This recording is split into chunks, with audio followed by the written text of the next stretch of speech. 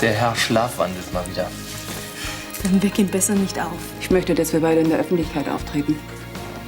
Und zwar zusammen.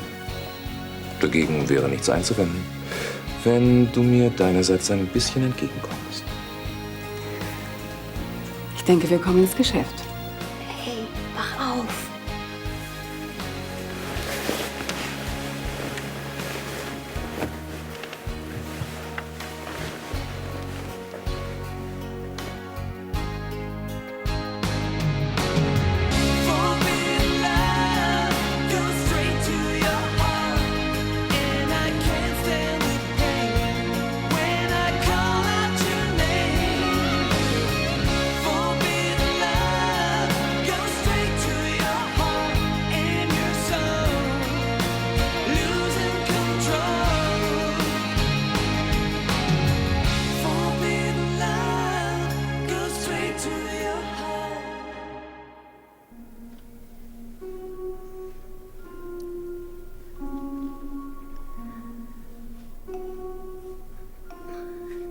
Nick?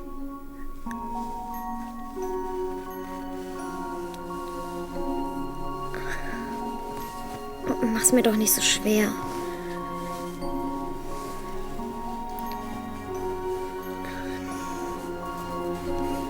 Nicht. Nick, bitte wach auf.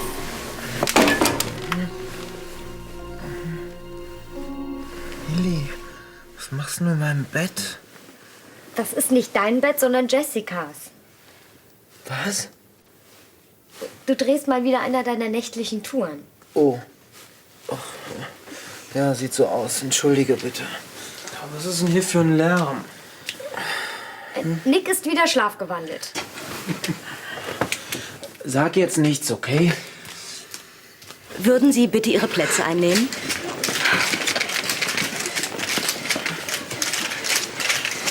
Und vergessen Sie nicht, bitte so wenig Großaufnahmen wie möglich. Keine Sorge, man wird Sie und Herrn Christidis sehen.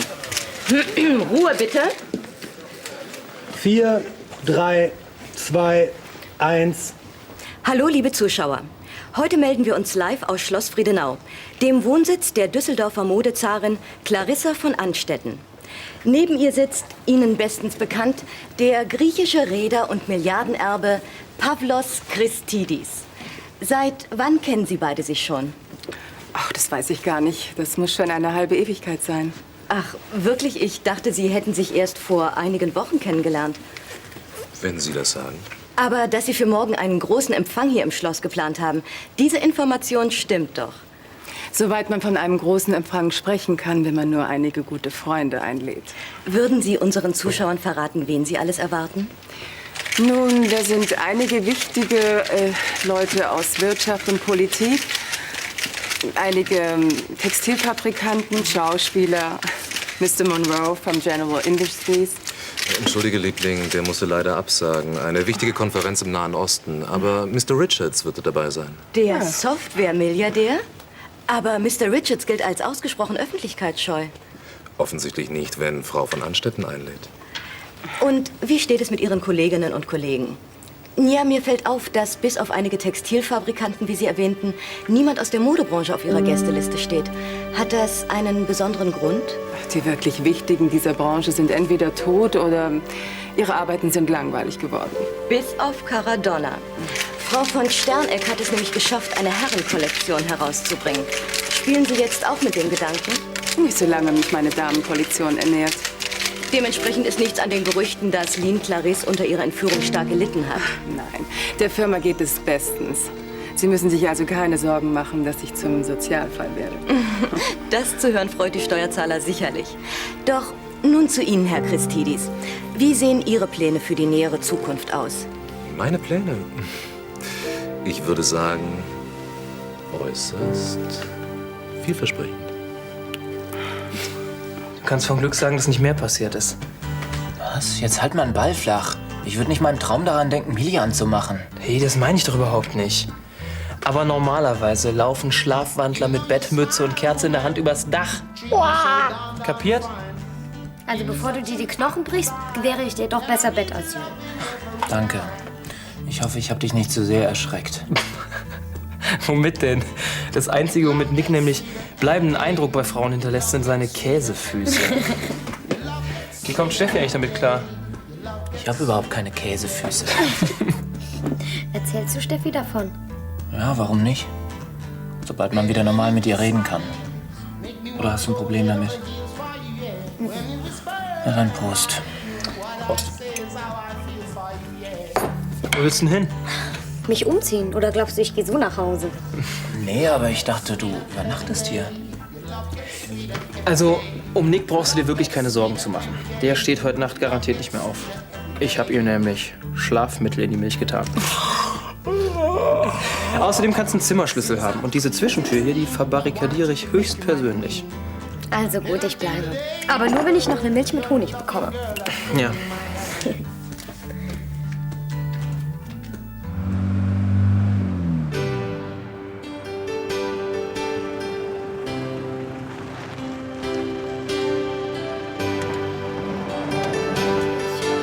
Deine Knochen weh. Ach, riechst du das nicht? Ah, ich glaube, ich rieche nur... Hallo! Ich meine, ich würde wieder fotografieren.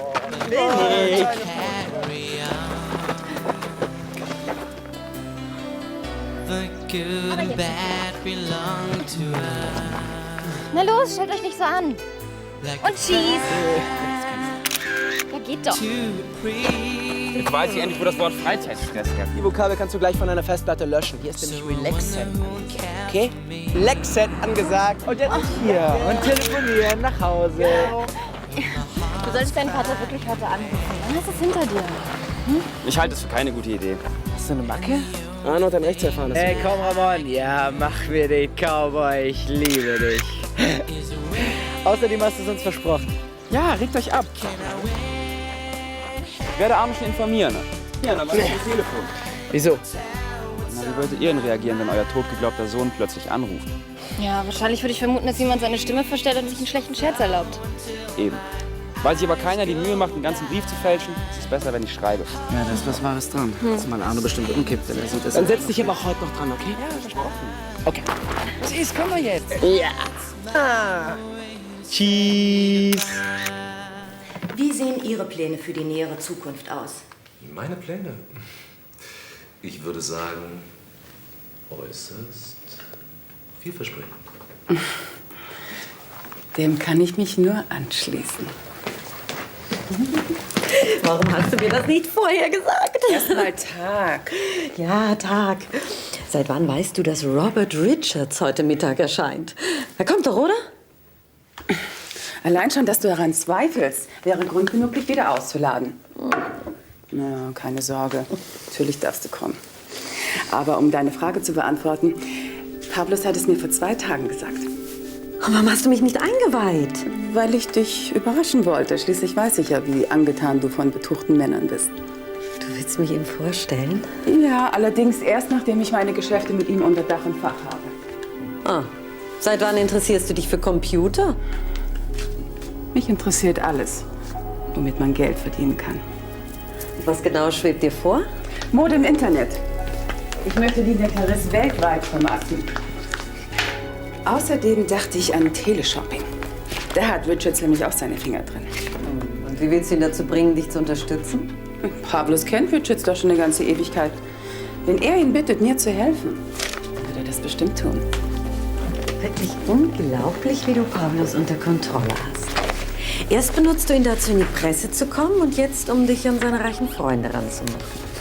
Der Ärmste ist ja eine Marionette in deinen Händen. Was hast du denn erwartet? Dass ich tatenlos zusehe, wie mir Barbara mit ihrer lächerlichen Herrenkollektion in Rang abläuft? Na, also. Hängt Medi eigentlich noch? Nee, die ist vor einer halben Stunde nach Hause gefahren. Vielleicht muss er erst mal den Schock von gestern Abend verkraften.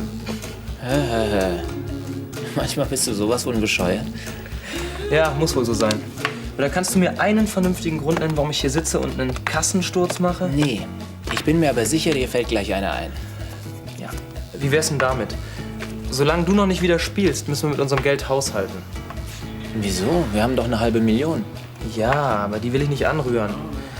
Schließlich sollen wir eine ganze Million draus machen. Und je weniger Startkapital wir haben, desto schwieriger wird das. Klar? Klar, bin ja nicht bekloppt. Und? Wie sieht's aus? Ja, das geht doch. Tja, das sind aber nur die Kosten für den Haushalt. Dazu kommt die Miete für die neue Wohnung, Renovierungskosten und sonstige Sonderausgaben. Was denn für Sonderausgaben? Ja, Geld für neue Möbel, Schulbücher und die 5.000 Mark, die du Steffi für ihre Fotomappe versprochen hast. Die kannst du vergessen. Steffi muss ihr Geld erst verdienen. Sorry, aber jetzt stehe ich irgendwie auf der Leitung. Sie muss einsehen, dass sie nicht der Mittelpunkt der Welt ist. Dass du auch noch da bist. Und solange sie das nicht auf die Reihe kriegt, kann sie sich ihre Präsentationsmappe abschminken. Ja, das klingt gut. Aber sobald sie das merkt, wird sie denken, dass ich dir diesen Floh ins Ohr gesetzt habe. Und dann gute Nacht. Das kann ich auch nicht ändern. Ich dachte, du liebst sie. Ja, aber das heißt noch lange nicht, dass ich mir von ihr alles gefallen lasse. Und wenn Steffi jetzt... Naja, wenn sie deswegen Schluss macht? Ach was, seit wir zusammen sind, haben wir doch ständig Stress wegen irgendwas. Aber bis jetzt haben wir uns auch immer wieder vertragen. Und diese Versöhnung, die hatten es immer in sich. Jetzt mach den nicht ins Hemd. Ich hab ein flaues Gefühl dabei. Hier irgendwo müsste der Wagen sein. Arno wird vor Freude in die Luft springen. Und er wird verstehen, dass du keinen anderen Ausweg hast. Jetzt komm endlich! Ich will nicht bis heute Abend diskutieren, sondern noch in die Disco gehen. Ja, und ich will in mein Bett. Mach schon. Mach schon.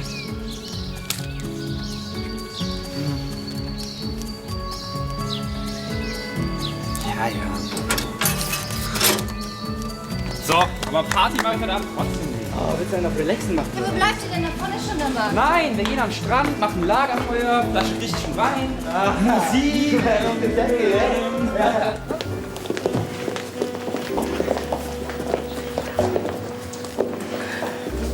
Prinz Albert von Stauffenfeld. Seinem Vater gehören die Stauffenfelder Motorenwerke. Ich liebe Motoren. Der Junge soll sehr großzügig sein. Sagt man. Naja, es wird von Christoph auch behauptet. Trotzdem kann ich mir nicht vorstellen, dass es ihm gefällt, dass du hier die Halle belagerst. Christoph? Wer ist das? Der, nach dem du die ganze Zeit ausspähst. Oder könnte es sein, dass du Fracksausen hast, dass Pavlos dich hängen lässt? Pavlos frisst mir aus der Hand. Wenn er sagt, er kommt, dann kommt er auch. Es sei denn, Mr. Richards hat abgesagt. Tu mir einen Gefallen, schnapp dir Prinz Blondie, vernasch ihn, aber halt den Mund. Oh, nee, die Frau sind gereizt. Mr. Richards. Ich dachte schon, dein Privatjet wäre abgestürzt. Tut mir leid, Schatz, aber wir hatten leider Nebel. Louise Oftenla. Gnädige Frau. Nice to meet you. Nett, Sie kennenzulernen. Nice little castle. Wenn Sie wollen, können wir gleich eine kleine Schlossführung machen. Mit dem größten Vergnügen. Champagner? Auf die Frau, der es gelungen ist, diesen Adonis zu zähmen. Kompliment, Gräfin.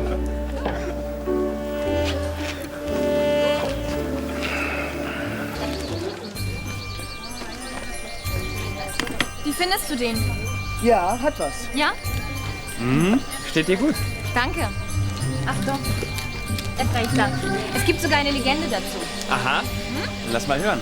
Also, es war einmal eine Prinzessin, die einen Perlentaucher liebte. Und weil der keine Perlen mehr fand, ist er nach Deutschland ausgewandert und hat eine Gyrosbude aufgemacht. Düstbattel. Nein.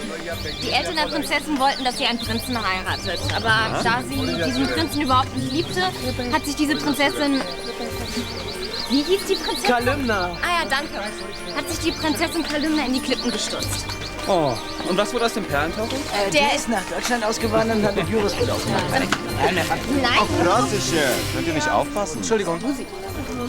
Nein, er ist vor Kummer gestorben. Aber vorher hat er noch so ein Abbild von seiner Prinzessin machen lassen. So eine Statue aus Gold. Ach, du meinst wie diese Dinger in den Tempeln? Ja, keine Ahnung. Auf jeden Fall hat er sie dort aufgestellt, die die Prinzessin in die Klippen gestürzt hat. Wo war denn das genau? Das Dritte Klippe rechts. Aber du brauchst dich gar nicht zu beeilen. Das Ding wurde nämlich längst geklaut. Nicht ich. Aber zum Glück wurde sie bisher noch nicht wieder gefunden.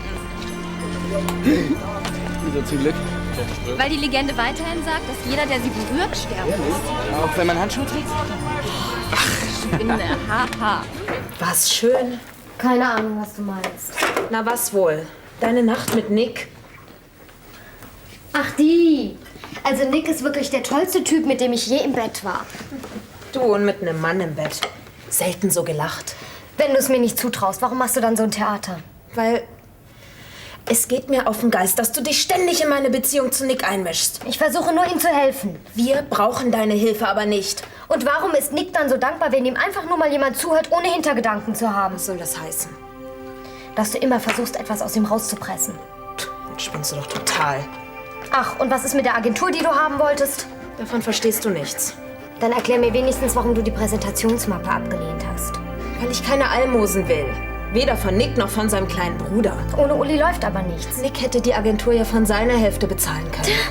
Du verstehst ja auch überhaupt nichts. Die beiden sind ein Team. Sie wollen zusammen was erreichen.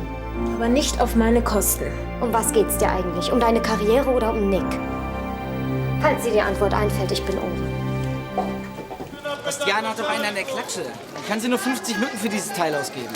Wenn sie doch Spaß dran hat. Nee, aber darum geht es ja nicht. Die Jungs hier wollen falschen, sonst sind sie beleidigt. Sie wollen kaufen? Hey, Sie können Deutsch? Ja, ich war lange in Deutschland als Kellner. Hey. Ja, klar. Wie viel? 10.000. Kommen Sie. 10.000 für ein Teil, das 9 wert ist. Okay, Sie kriegen es für 9. Was? 9.000 für das Teil hier? Aber Sie haben doch gerade selber gesagt, dass es 9 wert ist. Ja, aber nur damit ich auf 8 runtergehen kann. Wenn Sie 8 zahlen wollen, warum sagen Sie 9? Wer hat gesagt, dass ich 8 zahlen werde? Sie gerade. Zahl doch nicht 8 für ein Ding, was 4 wert ist. 4.000 für diese antike Amphore? Banner, Junge, er will mich ruinieren. Er will mich ruinieren.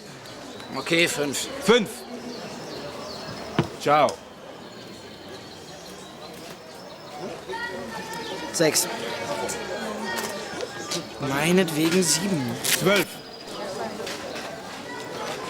Wie bitte? Wir haben bei 10 angefangen. Einverstanden, weil Sie sind.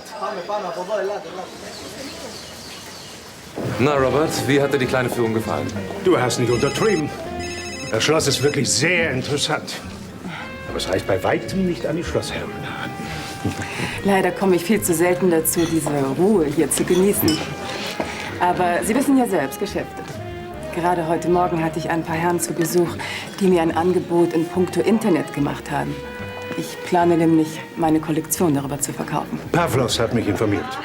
Ah. Sorry. Okay, I'll be there. Ich bin untröstlich, aber ich muss Ihr rauschendes Fest leider schon verlassen. Oh, that's too bad. Was unser Geschäft angeht, mein Sekretär setzt sich mit Ihnen in Verbindung. The TV-Station in Hongkong. Könnten wir uns darüber auf dem Weg zum Flughafen unterhalten? Sure, Robert, mit Vergnügen. Du, entschuldige uns bitte. Nee, Frau?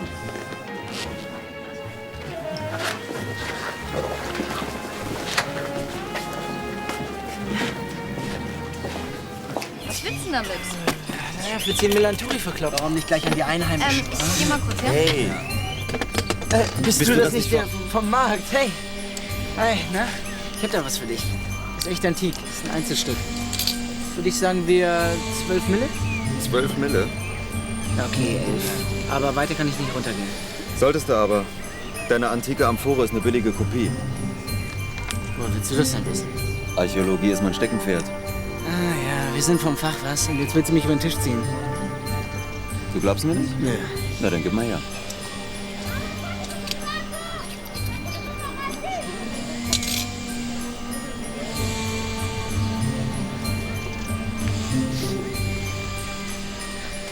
Made in Greece?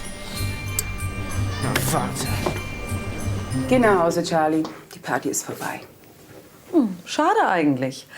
Gerade angefangen, mich zu amüsieren. Wie schön für dich. Dieser Prinz ist wirklich zum Anbeißen. Hat mich fast ein bisschen darüber hinweggetröstet, dass du mich nicht Mr. Richards vorgestellt hast, obwohl du es mir fest versprochen hattest. Es hat sich nicht ergeben. Sonst noch was? Sieht so aus, als hättest du dein Ziel nicht ganz erreicht, hm? Charlie, fahr zu deinem Prinzen. Lass mich in Ruhe nachdenken. Okay. Wenn du meine Hilfe brauchst, ich bin über das Handy beim Aquafloating zu erreichen, ja? Ich wüsste nicht, wie du mir helfen kannst. Ich könnte dir zum Beispiel sagen, wo sich Pavlos und Richards die nächsten Tage aufhalten. Als ob sie dir das gerade auf die Nase binden. Mir nicht, aber meinem Prinzen. Wo sind sie? Auf Pavlos Yacht. Aber beeil dich, sonst segeln sie ohne dich davon.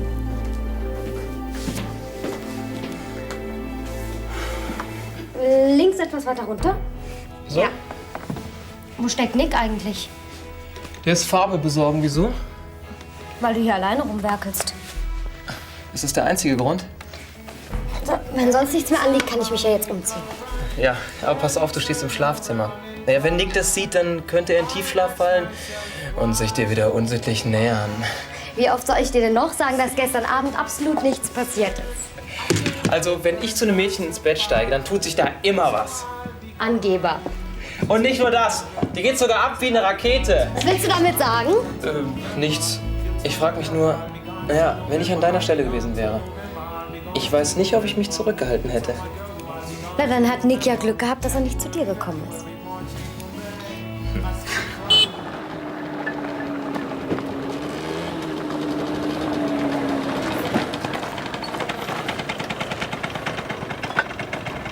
Etwas Sonne könnte dir auch nicht schaden. Ist nicht gut für meinen Teint. Ups. Hi, Frank. Hey. Na, alles klar? Ja. Was ist denn da? Zeig mal her. Ich bin ja nicht neugierig. Aber was ist das? Et voilà. Ich bereue die Frage jetzt schon. Hey, hier. Boah, Frank, was willst du mit den ganzen Dingern? An die Touris verkaufen. Ach komm, das sind doch billige Kopien. Hey, nicht so laut. Die habe ich von meinem Freund Kostas billiger gekriegt. Wir sind jetzt Partner. Der will dich doch bloß schon wieder über den Tisch ziehen. Nein, diesmal nicht. Guck mal. Das Ding hier zum Beispiel. Das ist zwar nicht antik, aber ungefähr 100 Jahre alt. Jedenfalls dieser Archäologiefreak aus dem Café bestätigt. Und die hat dir der Verkäufer einfach so geschenkt, ja? Nein, das war mehr so eine Art Verkaufsprovision. Ah. Zeig mal her. Nein, bitte. Oh, entspann dich, entspann dich. Also wenn du mich fragst, Ramon, das ist eine echte Fälschung. Nicht, komm. Oh Gott. Oder? Vorsicht! Guck's dir an, Mann. Wenn das kann gar nicht. Scheiße, bitte nicht runterfallen. Geh mal zurück. Und? Hast du dich noch gut mit Richards amüsiert? Robert wäre gerne noch geblieben. Davon kann ich mir auch nichts kaufen. Clarissa, er hat doch versprochen, sich zu melden. Wer weiß, wenn das ist. Ich treffe ihn demnächst und werde ihn noch einmal darauf ansprechen. Wieso nimmst du mich nicht einfach mit? Clarissa, wie soll ich dir das erklären? Am besten so, dass ich's verstehe. Clarissa, ich kann dich nicht mitnehmen. Dieses Treffen, wir wären nicht allein. Besser, du gehst jetzt. Clarissa, es hat nichts mit anderen Frauen zu tun. Robert, ein paar andere und ich, wir kommen zu unserem jährlichen Männertreffen zusammen. Und dieses Treffen ist reine Männersache.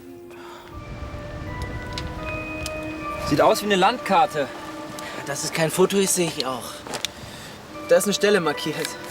Ja, stimmt. Da steht auch was geschrieben. Sieht aus wie Griechisch. Zeig mal. Statue. Du kannst das übersetzen? Ja, mein Vater wollte, dass ich eine tote Sprache lerne.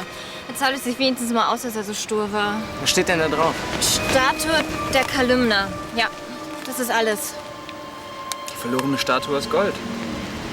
Wahnsinn. Das ist eine Schatzkarte.